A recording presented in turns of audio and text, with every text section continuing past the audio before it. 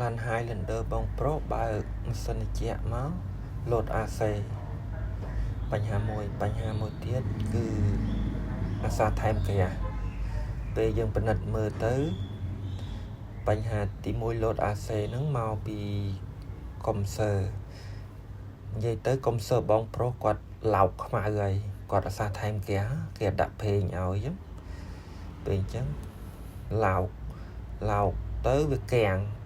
ទៅពេលវាឆេះវាវល់ពលីដាច់ក្បាលបើកនៅនឹងវល់អត់ទៅទេកាំងហើយអញ្ចឹងយើងជួសជុលកាត់ទេមានតែផ្លាស់ប្ដូរកុំសឺថ្មីហ្នឹងមួយបញ្ហាមួយទៀតគឺសយោហ្នឹងយើងផ្លាស់ប្ដូរសយោមកដើមអាលេខបាត់ក្រាស់ហ្នឹង